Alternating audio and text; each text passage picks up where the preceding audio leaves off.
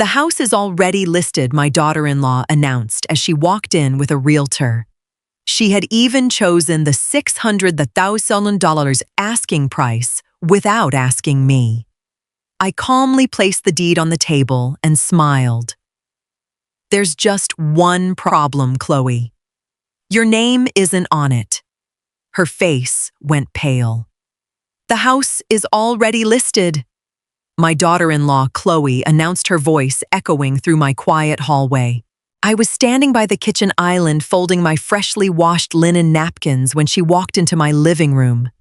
Behind her stood a tall man in a navy suit holding an iPad and scanning my hardwood floors with an evaluating stare.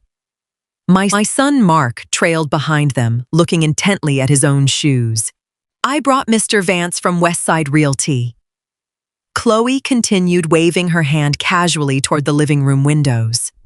We need to take photos today while the sunlight is good. He thinks we can list it for $600,000. I didn't raise my voice. I didn't drop the napkin in my hands.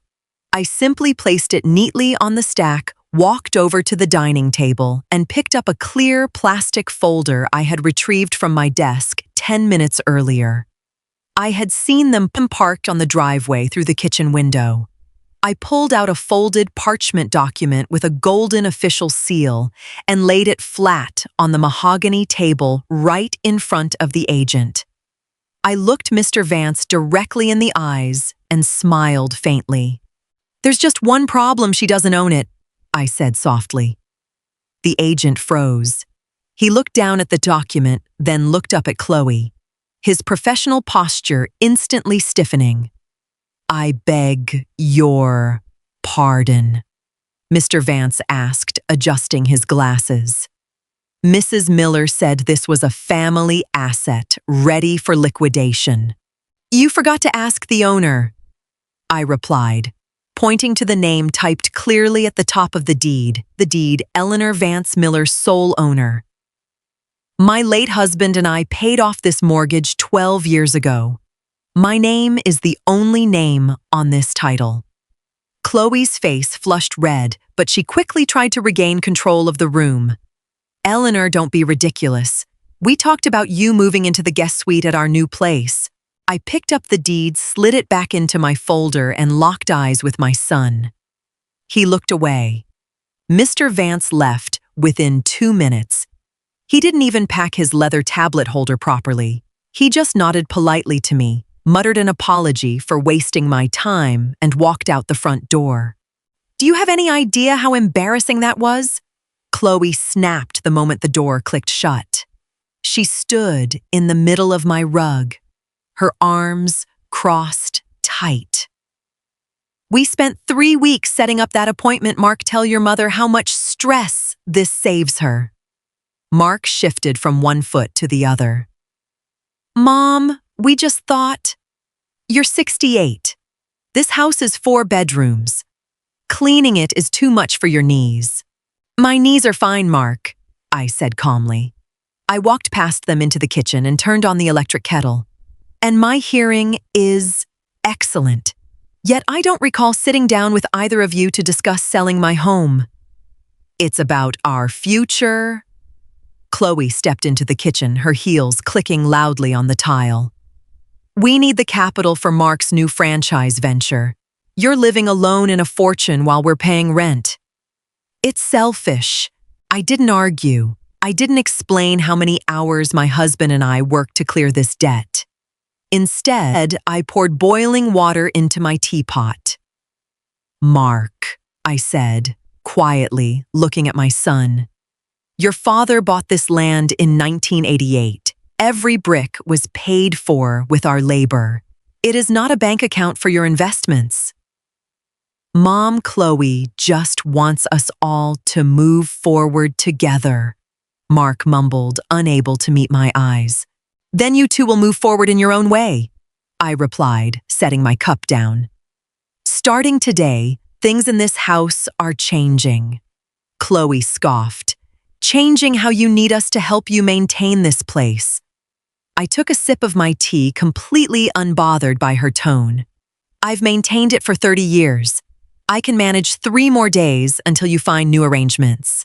They had been staying in my upstairs guest rooms for 6 months, claiming it was a temporary stay while searching for a town home. During that time, Chloe had gradually taken over the main refrigerator, filled the garage with her online shopping boxes, and rewritten the house schedule. The morning after the realtor incident, I woke up at 6. I didn't make a scene. I simply began taking back my space. I walked into the kitchen and moved all of Chloe's specialty cold brew bottles and fancy salad dressings from the main refrigerator shelf to a small plastic bin on the bottom rack. I placed my own groceries, fresh eggs, milk, and fruit back in the center. When Chloe came downstairs at 8 dressed for work, she opened the fridge and stared. "Where is my oat milk?" "In the bottom drawer," I said, sitting at the table with my morning newspaper. "I need the main shelves for my weekly meal prep." She pulled the carton out with an exaggerated sigh. "Eleanor, I put that on the middle shelf because I use it every morning. It's about efficiency." "This is my kitchen, Chloe," I said, without looking up from the crosswords. "The layout suits my efficiency." She slammed the fridge door shut. "Mark, did you hear this? Your mother is acting completely unreasonable over shelf space now." Mark walked in, rubbing his eyes, wearing his work shirt. "Mom, come on. Is this really necessary?" I set my pen down and looked at Mark. "Mark, you are 34 years old. Your wife is 32. You have lived here rent-free for half a year. I have never asked for utility money or groceries, but respect for my belongings is non-negotiable." Mark opened his mouth, then closed it. He looked at Chloe, who was glaring at him, expecting him to fight. But he just grabbed an apple from the counter and walked out to the car. By Wednesday afternoon, I noticed a subtle shift in how Chloe operated. Since direct confrontation hadn't worked, she tried passive assertion. She left her laundry in the washer all day, preventing me from doing mine, and left her work files spread across the dining table. Instead of moving her clothes to the dryer or complaining, I acted. I bought 2 large, sturdy plastic laundry baskets from the local hardware store. I gathered all of Chloe's damp clothes from the washer, folded them neatly, placed them in one basket, and set it right outside her bedroom door. Then I cleared the dining table, neatly stacking her folders and laptop cord onto a tray, placing it on the entryway console. When they returned home at 6, Chloe walked into the dining room expecting to work. She saw the clean table and instantly turned to me. "Where are my project files?" she demanded, her voice tight. "I had those organized for a client call tonight." "They are on the entry tray," I said, pouring myself a glass of water. "The dining table is for meals. If you need a dedicated office space, the desk in your bedroom is fully cleared." "I can't work on that small desk," she snapped. "This table has better light." "Then you'll need to pack up your work before 6 o'clock every evening," I replied smoothly. "Because 6 o'clock is when I sit down for dinner." Mark walked in carrying 2 bags of takeout. "Hey, let's just eat. I bought Chinese." He set the bags on the table. Chloe sat down, fuming, but she didn't move her files back. She realized I wasn't going to negotiate or argue. Every time she pushed against a boundary, I didn't push back with words. I simply restored the physical boundary immediately. "Mark," I said as he opened a container of rice, "we need to talk about the garage this weekend." The garage had become Chloe's personal storage unit. Stacks of cardboard boxes, unused furniture she bought on sale, and old clothes filled the 2-car space, forcing my sedan to sit out in the driveway under the sun. On Saturday morning, I opened the garage door at 7. I pulled out 2 folding chairs and sat near the driveway with my morning coffee. When Mark came down in his sweatpants around 8, he looked surprised to see me sitting there. "Mom, what are you doing out here so early?" "I'm clearing space for my car," I said calmly. "The hail season starts next month. My car needs to be inside." Mark looked at the mountain of boxes. "Chloe said she's going to organize those next month when she has a long weekend." "Next month doesn't work for me," I said, handing him a roll of heavy-duty packing tape and a marker. "Today is the day. Anything that belongs to you two needs to be consolidated into the left corner. Anything that is trash goes into the bins." Chloe walked out a few minutes later holding a mug. "What is going on here? It's 8 in the morning."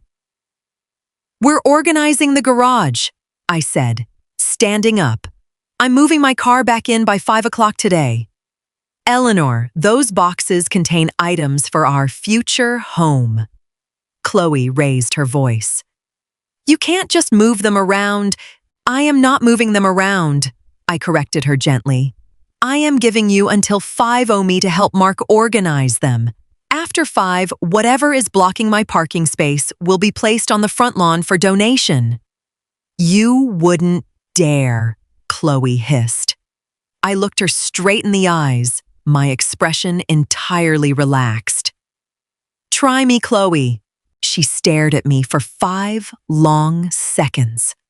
For the first time, I saw a flicker of genuine hesitation in her eyes. She turned around, marched back inside, and changed into old clothes. By 4 o'clock that afternoon, the right side of the garage was completely clear. My sedan was parked safely inside. Mark was sweaty and exhausted. Chloe had retreated upstairs after 3 hours of heavy lifting sulking in her room. That evening, I sat at the kitchen table with my ledger book. When Mark came down to get a glass of water, I motioned for him to sit down. "Mark, let's look at the monthly expenses," I said, opening the notebook. He paused, holding his glass. "What expenses?" "The household running costs," I said. "For 6 months, I have covered the electric, water, gas, and internet entirely on my pension." "I did this because you told me you were saving for a down payment." Mark looked uncomfortable. "Yeah, we are saving. However," I continued, sliding a paper across to him, "I noticed the credit card statements that arrived in the mail last week. Chloe's daily deliveries tell a different story. You aren't saving. You're living beyond your means while using my house as a free safety net." Mark's face turned pale. "Mom, those are her business expenses." "It doesn't matter what they are," I said firmly. "Starting on the 1st of next month, I am splitting the utility bills 3 ways. Your share will be 2/3. That comes to $450 a month." $450? Mark gasped. "Mom, that's going to cut into our monthly budget." "Then adjust your budget," I said quietly. "Living here is a privilege, not an entitlement. If you were renting an apartment, you would pay 3 times that amount." Chloe walked into the kitchen just in time to hear the numbers. "We are not paying you rent, Eleanor. We are family." "You're right, Chloe," I replied, closing my ledger. "Family supports each other. You don't pay rent. You pay for the resources you consume." The 1st of the month arrived. I didn't send text reminders. I didn't ask Mark at breakfast. I simply placed a printed invoice on the kitchen island next to his car keys before he left for work. When he returned that evening, he handed me an envelope. Inside was $450 in cash. He didn't say a word, and neither did I. I simply wrote him a handwritten receipt, signed it, and slid it back to him. Chloe tried a different tactic over the next week: cold silence. She walked past me in the hallways without making eye contact. She stopped cooking shared meals and bought individual takeout meals just for herself and Mark, eating in their room. She thought the silence would make me uncomfortable. She thought I would feel lonely and yield to keep the peace. She misunderstood me completely. The silence in my home was wonderfully peaceful. Without her loud phone calls in the living room and constant complaints about the neighborhood, I enjoyed reading my books on the porch. I invited my gardening club over for tea on Thursday afternoon, something I hadn't done in months, because Chloe always complained about strangers in the house. When Chloe came home Thursday at 3 and found 4 women laughing in the living room, drinking tea from my fine bone china, she froze. "Oh, hello, Chloe," I said warmly, looking up from my teacup. "We're using the living room until 5. You can use the back patio if you need quiet." Her jaw tightened. She didn't say a word. She turned around and walked straight back out to her car, driving away for 3 hours. I poured more tea for my neighbor. I was no longer a guest in my own life. 2 weeks later, I decided it was time for the final structural change. Over the months, Chloe had habituated giving duplicate house keys to her friends, her personal trainer, and local couriers without asking me. I had walked into my kitchen twice to find complete strangers standing in my hallway, waiting for Chloe to come downstairs. On Tuesday morning, while Mark and Chloe were at their respective jobs, I called a local locksmith. He arrived at 10. By noon, every exterior lock on the house front door, back door, garage door, and side gate had been replaced with modern, keypad deadbolts. I programmed 3 codes into the system, 1 master code for myself, 1 for Mark, and 1 temporary guest code that could be deactivated at any time. When Mark arrived home at 6, he stood at the front door for 5 minutes, trying his old metal key in vain. He finally knocked. I opened the door with a smile. "Good evening, Mark." "Mom, my key isn't working," he said, looking bewildered. "Did the lock break?" "No," I said, handing him a small slip of paper with a 4-digit number written on it. "I replaced the deadbolts today.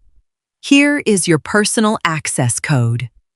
Chloe walked up the porch steps, right behind him, holding grocery bags. "What's going on? Why did you change the locks?" "Security," I replied calmly. "Too many people had copies of the old keys. From now on, access to this house is strictly controlled." "What about my friends?" Chloe demanded. "I gave a key to my sister." "Your sister doesn't live here," I said softly.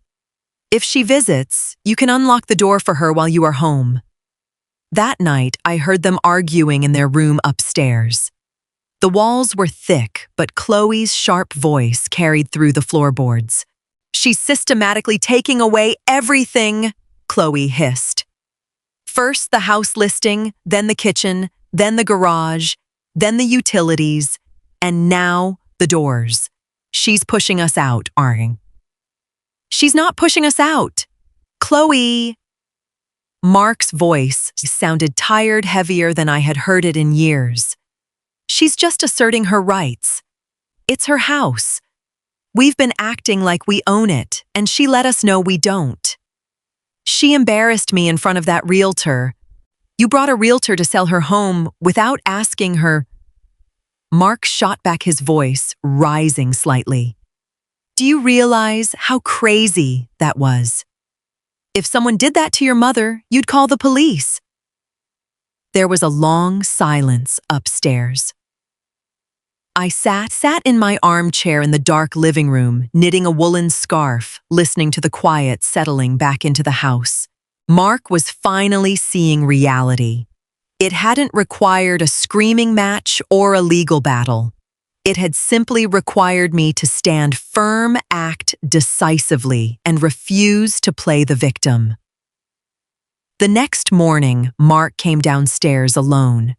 He sat down across from me at the breakfast table. "Mom," he said softly, "we're moving out at the end of the month. We found an apartment 5 miles away." I set my coffee cup down and looked at my son. That is a very good decision, Mark. I'm sorry, he added, looking down at his hands. About the realtor, about everything. I should have stopped Chloe right away. You learn by living, Mark, I said gently. I'm glad you're taking this step. The moving truck arrived on the last Saturday of the month. Chloe didn't say much as the movers loaded her boxes into the vehicle. She kept her distance, walking back and forth with a clipped professional demeanor. But there was no malice left in her eyes, only a newfound, cautious respect. She had learned that quiet boundaries are often impossible to break. Before Mark stepped into his car, he came up to the porch and gave me a long, genuine hug. Call me next week for dinner, Mom, he said. Just you and me. I'd like that, son. I smiled, patting his shoulder. Take care of your new home. I watched the red tail lights of the moving truck disappear down the tree-lined street. The neighborhood was quiet. The afternoon sun cast a warm, golden light across my front lawn. I walked back inside, closing the heavy wooden door behind me. The keypad clicked into place with a sharp, reassuring lock. I walked through the spacious hallway into the living room. The dining table was completely clear, reflecting the sunlight. The kitchen refrigerator was arranged exactly as I liked it. My car sat safely inside the clean garage. I didn't feel lonely. I didn't feel victorious in a bitter way. I simply felt the peaceful lightness of a home that belonged entirely to its owner once again. I walked over to my favorite armchair by the bay window, picked up my reading glasses, and opened my book. The house was mine. My boundaries were clear, and my life was firmly in my own hands.